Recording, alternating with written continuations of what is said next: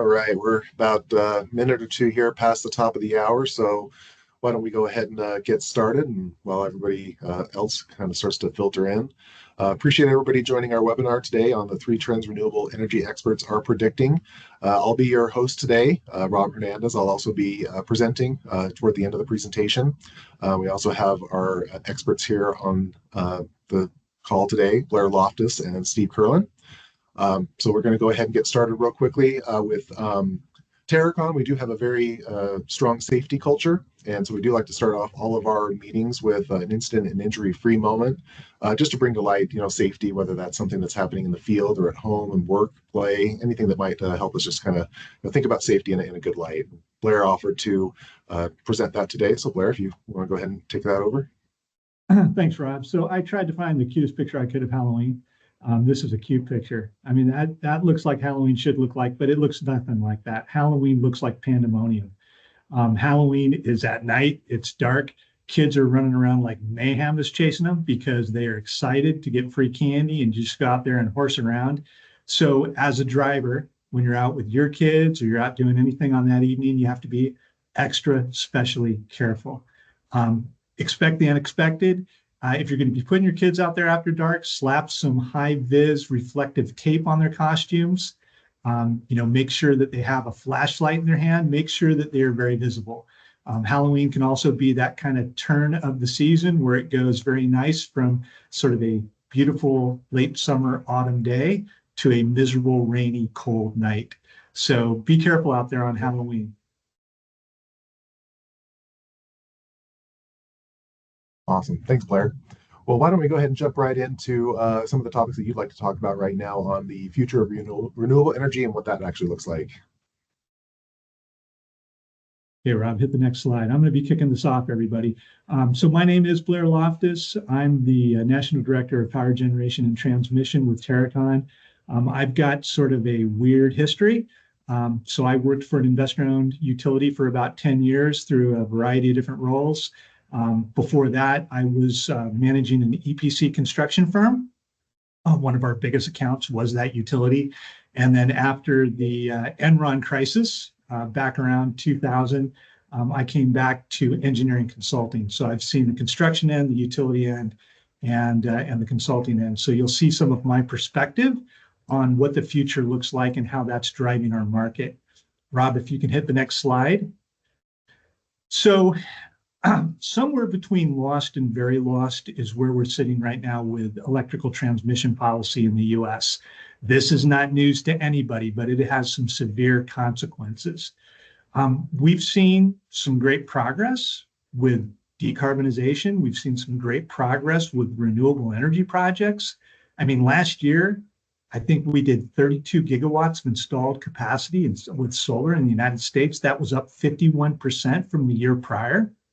This year, we're lucky if we're going to see 17% over last year. And up through 2030, the forecast now is 4% annual growth. So it's flattening. Not until we pass 2030 are we going to see those big years where it's 50 gigawatts a year. So why is that? Why is the fastest growing power source in the United States slowing down? We've known about it forever. It's transmission policy and the transmission process. If you look at it right now, we've got capacity on our grid for about 1.25 terawatts of electrons. There's over 2,000 terawatts in the queue. To get from an interconnection application to an interconnection agreement takes on average 35 months to get that through. Our system is aging, right? When they built it, in the 60s and 70s, they said it's good for about 50, 60 years. It's 25 years old now, and we're having problems with it. Our blackouts are longer, twice as long as they've ever been throughout the country on average. So there's system upgrades that are required, and those are being passed on not only to the consumer, to us within our electricity rates, but to those who want to develop and interconnect. So to complicate the fact that it's taking a really long time to go from an application to an agreement, those system upgrade costs are being passed on to the client.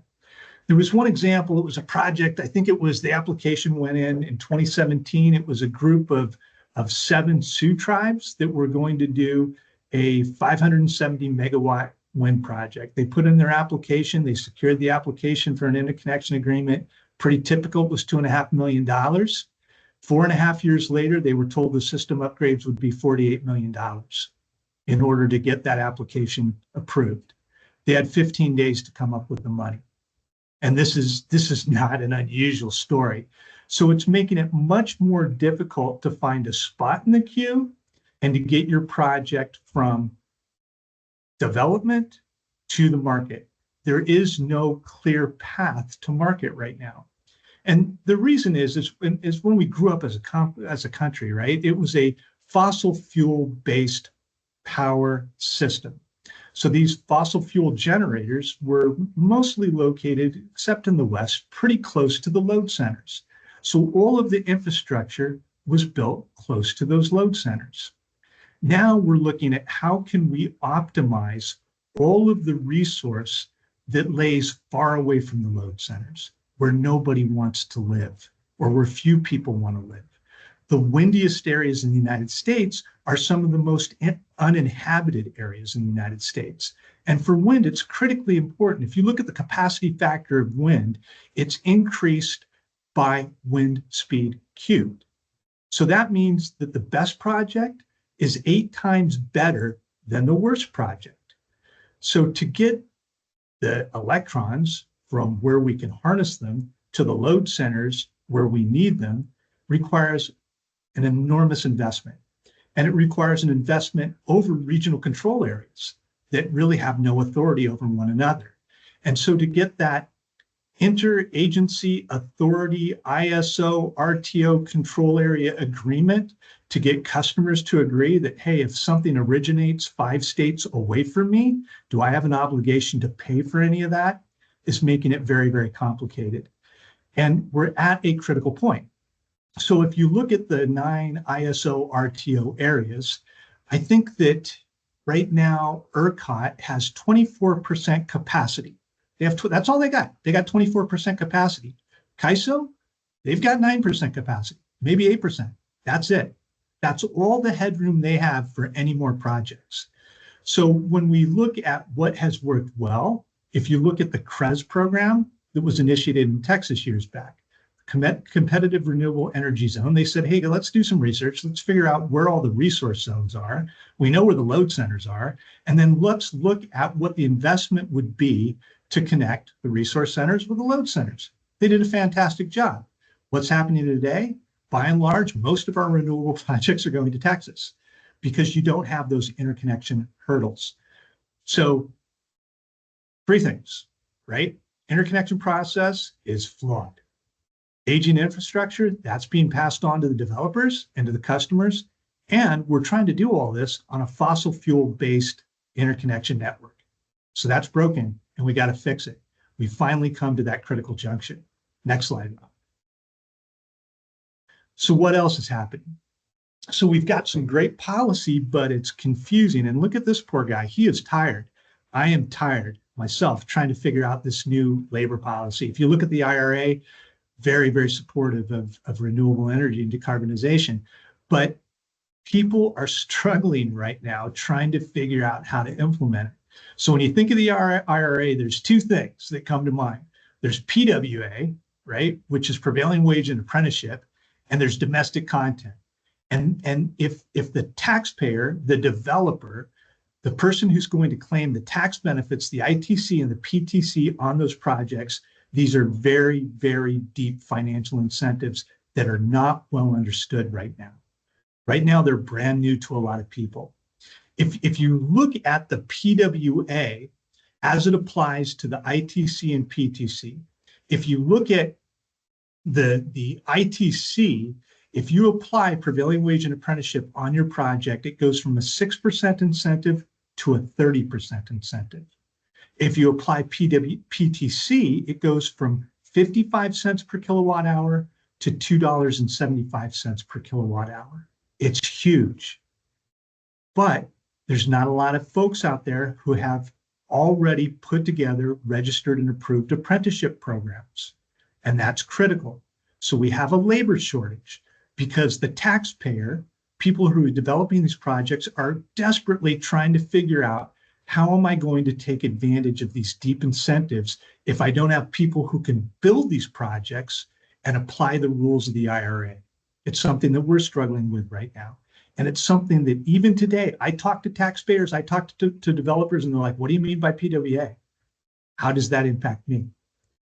If you look at domestic content, right? So the steel, the modules, the combiner boxes, the inverters, the benefits for domestic content, an additional 10% on ITC, another really, really deep incentive. So have we invested like we should over the last 2 years for domestic manufacturing in the US for all of the components that we need for solar and wind and other renewable energy projects that qualify? Answer is no. Well, we've started, we kind of did a little something, but we didn't do much.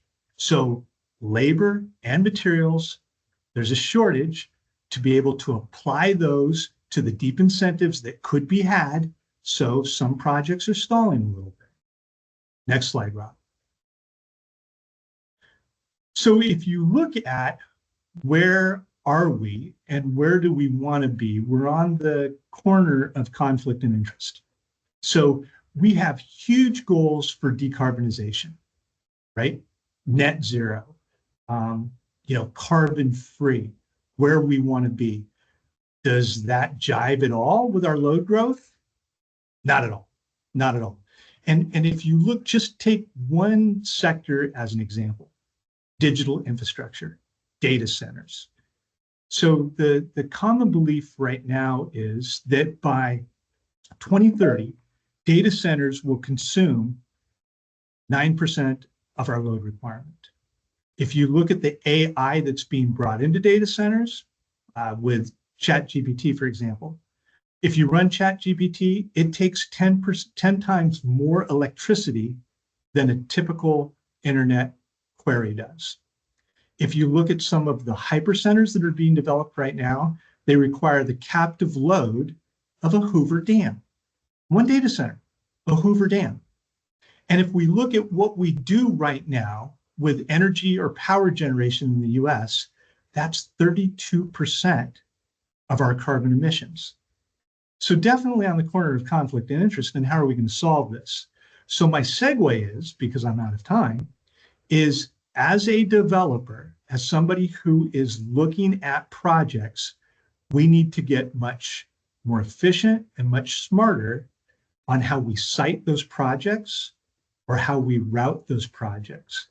And eventually, at the end of this presentation, Rob's going to tell you how you can do that with the Pivot platform.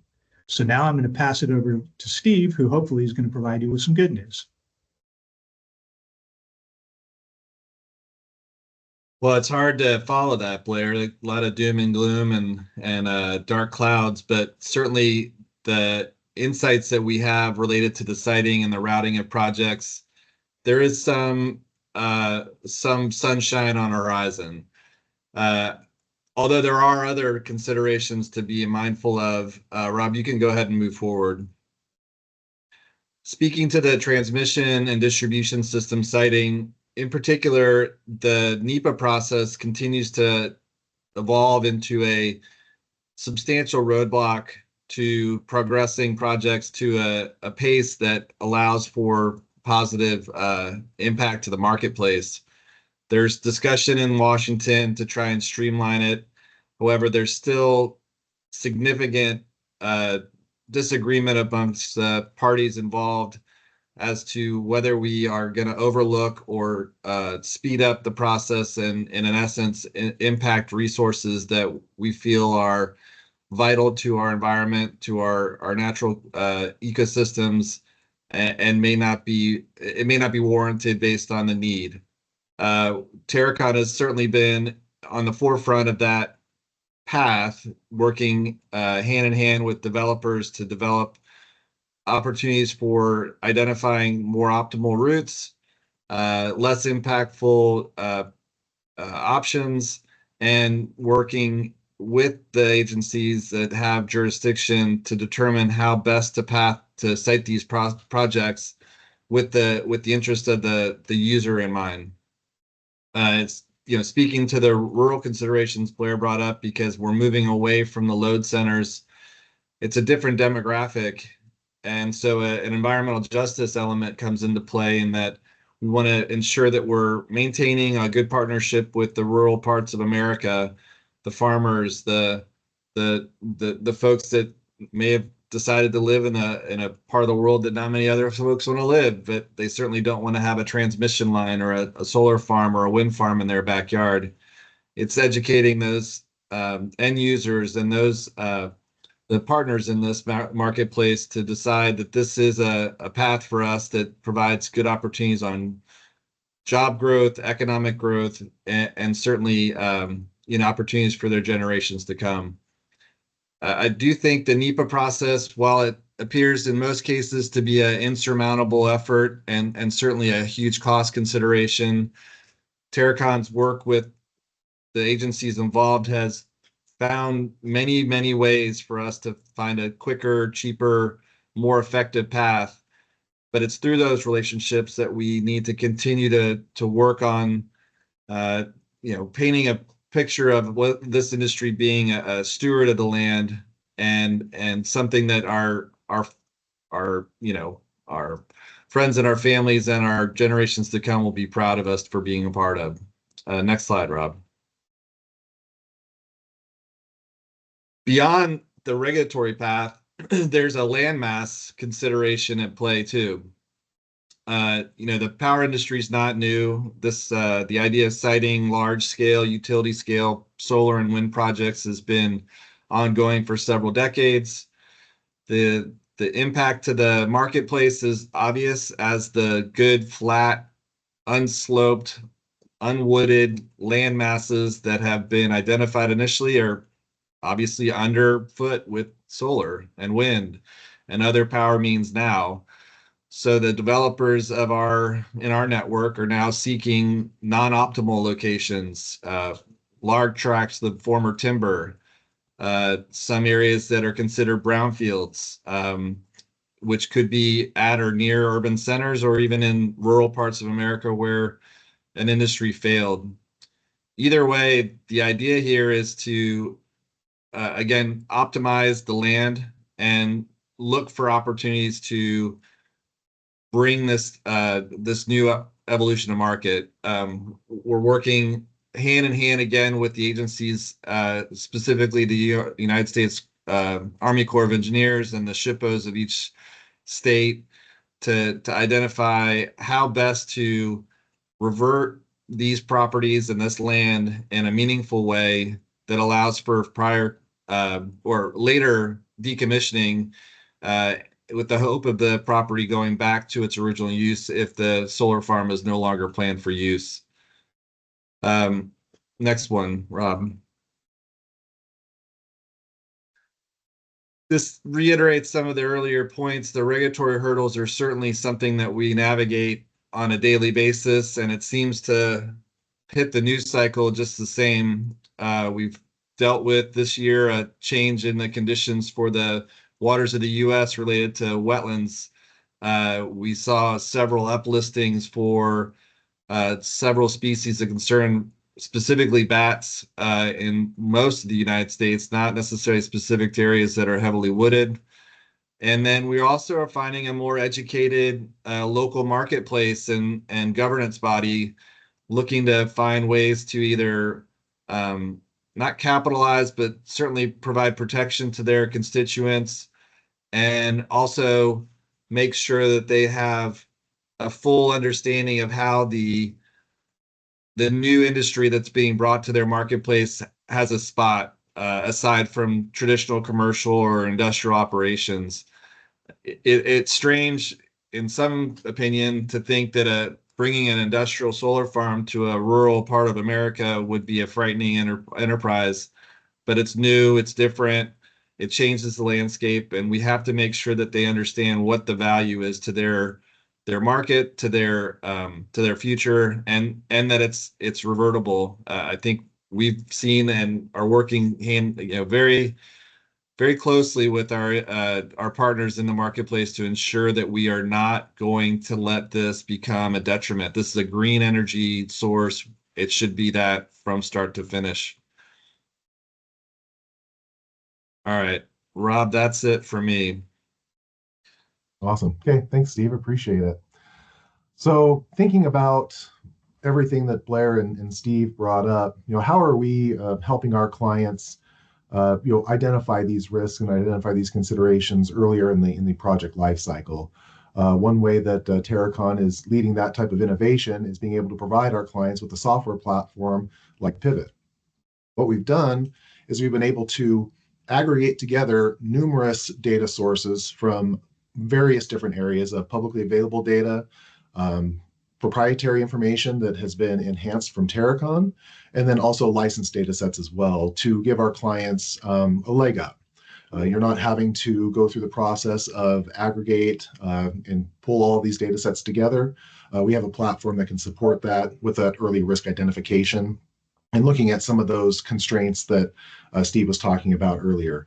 When we think about the environmental constraints and things that we need to be aware of, the Pivot platform is going to be able to aggregate this data and provide it in a visual setting to where you can actually start to get attributes and get ideas behind the constraints and the issues that might be on that particular property. Within the platform, you're going to be able to run reporting and actually be able to get acreages and impacts associated with that particular reporting as well. So it's not just about the data aggregation, but it's also about what that actually means to you. And so with this is something that is very speedy, very efficient in a way that you can actually start to look at the standpoint of, do I have those constraints and do I have those risks on my property?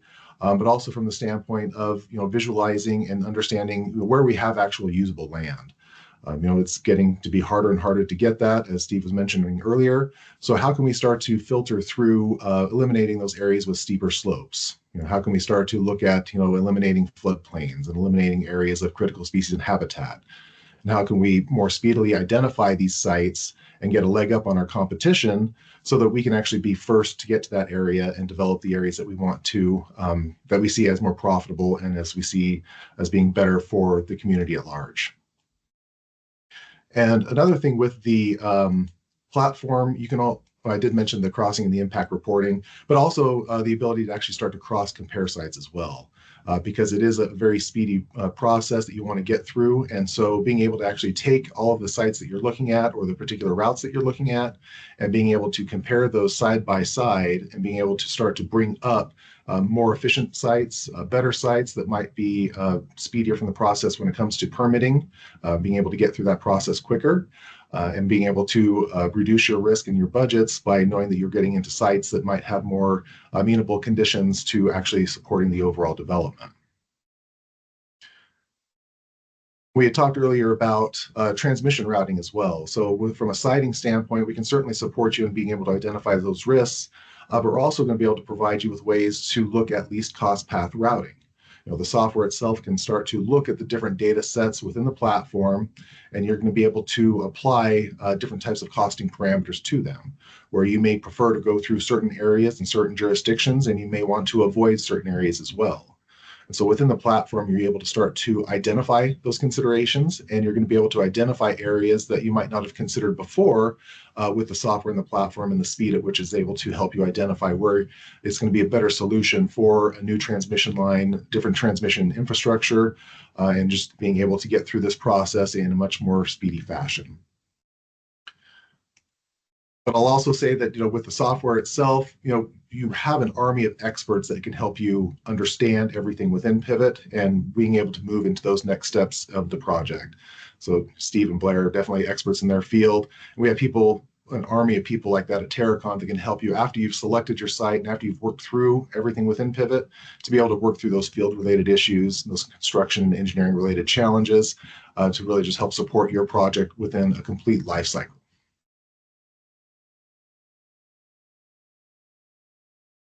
So with that, I just want to thank everybody for joining today. We really appreciate the attendance. If you have questions and you would like to put them in the chat, feel free to do so. Or if you have a question that you'd like to ask live, feel free to raise your hand and I can unmute you and we can have you talk live.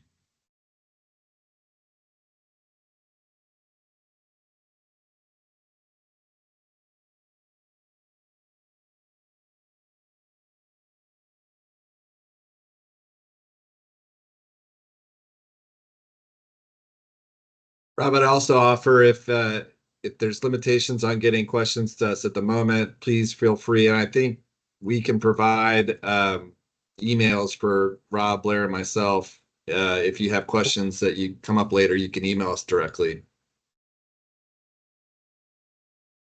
Oh, we do have some come in on the chat right now. What proprietary data sets are used from Terracon versus public data? That's a really great question. So within the platform, one of the data sets that we have that is proprietary is what we call our soil behavior class data set. So that is actually a data-driven approximation of soil conditions throughout the United States. This is something that's not something that you'd be able to get from like the USGS website, because we have had Terracon subject matter experts apply expertise with soils by looking at the Sergo data set and pulling that information out of the Sergo data set in order to give you an idea of that expected lithology within the upper 6 feet of the profile. So that's typically where we see a lot of the, I guess, problematic soil conditions that might come into play when you think about a renewable development. So being able to identify if there are risks within that upper 6 feet is a pretty decent start until you need to start doing more field-related services. We also have some data sets in the platform from a geologic hazard standpoint that we've also had Terracon expertise brought in to help you kind of digest that information. So that would include karsts, sinkholes, things of that nature. And we're continually improving data sets as well. One recently launched within the platform is what we call our restrictive depth. That is looking specifically at if there would be any sort of restrictive layers within that upper 6 feet of the profile that may lead to a slower pile installation or some construction related challenges, but it is specific to pile installation and being able to understand where you might have those restrictive layers. Tom, on your question, I don't know, I'll take a quick stab at that, and then I think Blair may have a thought too. There's certainly an IRA element to incentivizing American made for the use in this industry. However, we're constrained by the actual development of those factories to construct the equipment that's necessary to build these projects. So at the moment, I'm not entirely sure there's a true limitation as to where we're securing the modules and the other technical equipment.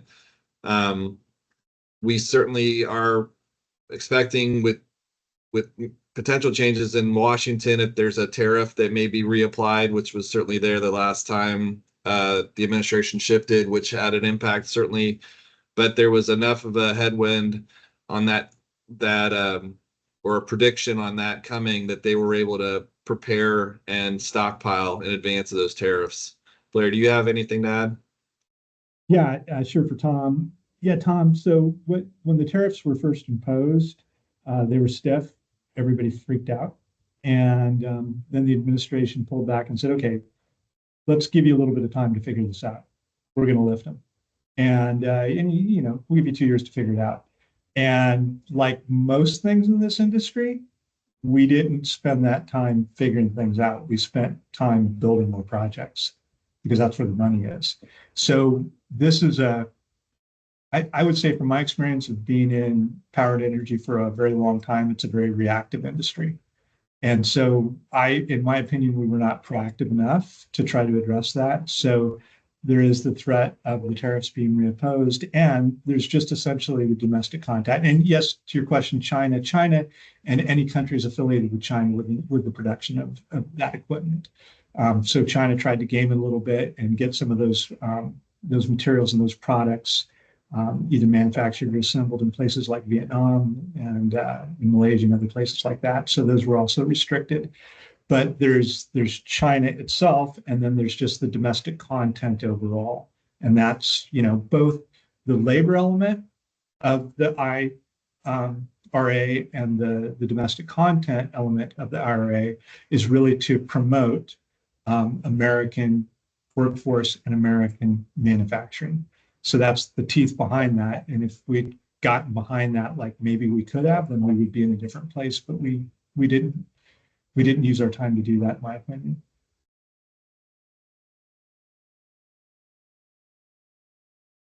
Okay, we've got another one from Stacy talking about ERCOT.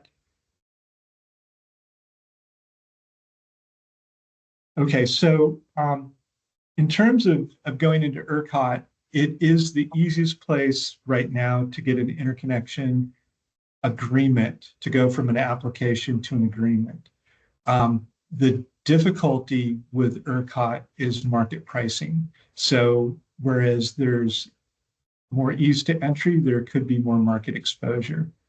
But when they did invest, I think they put $6.5 billion into CREZ. Maybe that was started in 2015, got done in 2018, if I can remember. Very, very smart program, very progressive. And they had built the capacity, they built the backbone to do what they aim to do. So it was a great program, but they're running up on that. They've got 24% headroom. But they are by and large the one area in the United States that has the most headroom. All of the other control areas, ISOs, RTOs, none of them are anywhere close to 20% capacity. And then LJ, you got a question? You want to say it in person? Yeah, absolutely. Can you guys hear me? I can, yeah. All right. Great presentation. Loved you guys. I really appreciate it. Just curious, I'm in Cheyenne, Wyoming, and we're seeing a lot of data centers being put in from Microsoft. I'm in a lot. Do you see that market kind of flatlining with just based on the transmission world, and how are they going to get their energy? It's a great question, and it's super, super complicated. So they are starving for power. Right now, they're opening up nuclear power plants or providing access to nuclear power plants for data center clients. Data center clients are going up and buying leases or outright purchases of land in proximity to nuclear power plants. So there's a resurgence of nuclear, and there's deals being struck, which are bilateral agreements with the utilities that own the nuclear capacity to provide that capacity to the data center. So that's number one. Number two, you're looking at some of the big IOUs in the US. You look at Duke and you look at AEP, and they're concerned, right? They're looking at the infrastructure requirements in terms of transmission and generation that would be needed for these data centers, and they're not sure that they want to front that cost. So the types of agreements that they're looking at right now is that the data center client would put that money up front with the utility. What the utility is concerned about is stranded costs. So when you look at a very liquid market like data centers, they're looking for an opportunity to come into a community, into a region that is going to provide them with the best economic advantage in terms of tax incentives. And understandably, communities are competing against one another. So you might have a data center that says, hey, I want to move into Biloxi, Mississippi. You might have that data center client also saying, or I might go to Cheyenne, whoever gives me the better deal. And so they have to have that infrastructure. So the utility is very concerned about, putting that money forward for those infrastructure improvements, and then that having to be a stranded cost that would be unrecoverable. There is an argument, because you look at the hypercenters, and hypercenter is a big facility. They take somewhere between 3 to 5 years to build, and you're looking at them that have a 2 gigawatt captive demand. That's crazy. That Hoover Dam is 2.2 gigawatts. So we've seen data centers that have plans for a 5 gigawatt captive demand. So that's why you're looking at folks like Bill Gates, who's also up in your neighborhood, permitting the first small modular nuclear reactor. And so, there's a lot of data centers around there where he's permitting that small modular nuclear reactor. He doesn't have a data center, but as soon as he gets that permitted, damn straight, he's going to have a data center, right? So it's what comes first, the data center or the power source. If I can have access to a power source, I'm going to go ahead and build a data center. If I don't have access to a power source, I'm probably going to build a power source first, and then the data center will come. So you're seeing a coalescence between the two sectors, between power generation or the power market and the data center market. Who's leading these advances? Is it the independent power producer who's leading this, or is it the data center who's leading this? Who's got the biggest strategic advantage to make the play? We're also seeing that there will likely be resurgence of combined cycle natural gas, because that is the quickest way to get a base load capacity that you can turn on and turn off, right? So CCGT, you can get it up and running in about 40 minutes. And it's very, very stable, right? You don't have the same concerns, even with battery energy storage, that you have with solar and wind. You don't have the same land mass requirements that you have with solar and wind, but it's dirty power, all right? It's dirty power. So all of these bigs, Microsoft and Amazon and Google and Stack, they have made bold commitments about decarbonization, about being net zero, about being carbon neutral, about being carbon zero. Crazy statements on very aggressive timelines. So again, we're at that intersection of conflict and interest. So if they're going to do that, then the only way that they can meet their requirements that they've published is to go out there with offsets and to build more commercial projects or invest in more commercial projects, which would primarily be solar projects. That's where they have most of their activity. But we don't have the grid infrastructure to support the demand of the solar projects that we want to build. So we're really at this critical junction. And when you look at, there's some gaming going on too. So when you look at, I told you there was about 1.25 terawatts of electrons that travel on our transmission highways.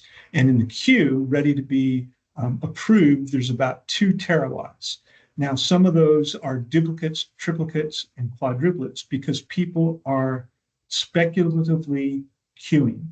So they will go into several different areas. They might go into MISO, they might go into NISO, they might go into PJM, and they're going to put the same project in there, right? Because the application doesn't cost more than a couple $1 million, but they're shopping. They're shopping and they're going to see which one of those utilities or those control areas comes back and tells them the lowest price for play, right? And that means the system improvements. So if somebody says it's going to cost $50 million, somebody says it's going to cost $30 million, somebody says it's going to cost $22 million. Well, if all the rest of the market dynamics are the same, I'm going with the $22 million. So you've got a lot of speculative play going in there too. It's really messed up, LJ. But yes, you're going to see data centers in Wyoming.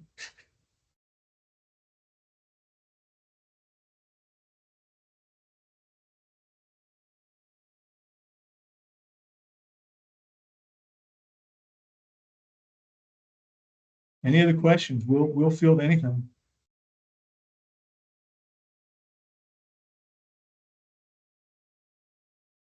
All the hard questions we'll put to Blair.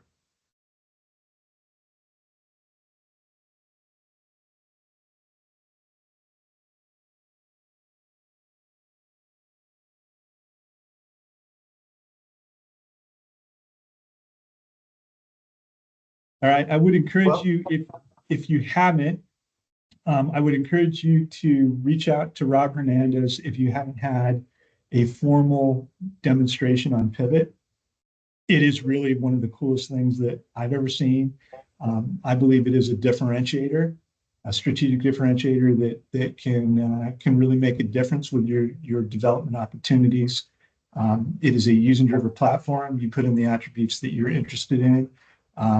I say it's better than Airbnb. I mean, I can go into Airbnb and I can say I want something that's no larger than 2,000 square feet, but no smaller than 1,500 square feet, and I want it to be able to sleep a family of 6 with a swimming pool, air conditioning, and free parking. That's the same sort of thing you can do with Pivot to put in the attributes for your site selection criteria. So Rob can take you through a full demo that might be more impactful. Yeah, happy to do that. We'll make sure that when we wrap up today that we send out a recording of the webinar and you'll have all of our contact information. And we are always happy to dive a little bit deeper into Pivot. We just kind of scratched the surface today to give you a little bit of a higher level understanding of it. But there's obviously a lot of bells and whistles and really cool things that you can certainly do with it. So we'll look forward to perhaps connecting after the meeting today. And we'll just one more just before we hop off. Last chance for questions. And Stacy, thanks for your testimonial on Pivot. Oh, thank you, Stacy. I just saw that in the chat. Thank you.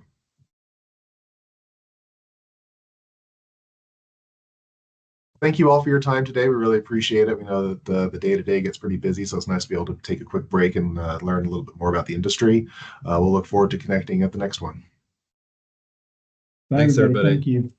Thank you, everyone.